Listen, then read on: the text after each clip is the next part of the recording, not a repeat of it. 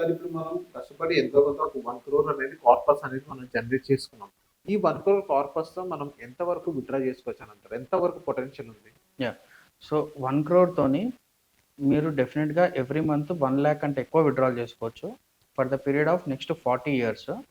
Withdrawal చేసుకోవడమే కాకుండా మీ corpus ఈ 40 ఇయర్స్ తర్వాత 4,00,00,000 ఉన్నది ఉంటుందన్నమాట. 4,00,00,000 ఉంటుంది. ఎండ్ కార్పస్ 4,00,00,000 ఉంటుంది.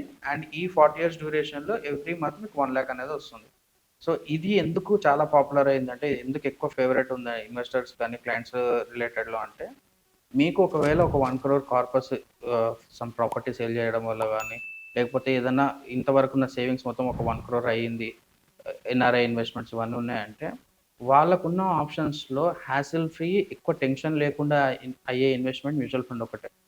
ఎందుకంటే మీరు ఒక రియల్ ఎస్టేట్ ప్రాపర్టీ, రెంటల్ ప్రాపర్టీలో ఇన్వెస్ట్ చేసినా గానీ, ఒక అగ్రికల్చర్ ప్రాపర్టీలో ఇన్వెస్ట్ చేసినా సరే, లేకపోతే గోల్డ్‌లో ఇన్వెస్ట్ చేసినా, ఫిక్స్డ్ డిపాజిట్‌లో ఇన్వెస్ట్ చేసినా, మీకు పర్సెంటేజ్ ఆఫ్ రిటర్న్స్ అనేవి చాలా తక్కువగా ఉంటాయి. అండ్ దానికి రిలేటెడ్‌గా ఉన్న ఛాలెంజెస్ చాలా ఎక్కువగా ఉంటాయి. ఇప్పుడు ఎగ్జాంపుల్ బ్యాంక్ ఎఫ్‌డి పెట్టారనుకోండి. బ్యాంక్ ఎఫ్‌డిలో రిటర్న్స్ ఇంత సరిపోవు. 8% కొన్ని స్మాల్ ఫైనాన్స్ బ్యాంక్స్ ఇస్తున్నాయి. కాకపోతే మనకి లాంగ్ టర్మ్‌లో దానికెళ్ళి విత్‌డ్రాల్ చేసుకోవడం అంత ఈజీ కాదు. ఓకే. అండ్ దాని నుంచి టాక్సేషన్ కూడా ఉంటది మళ్ళీ.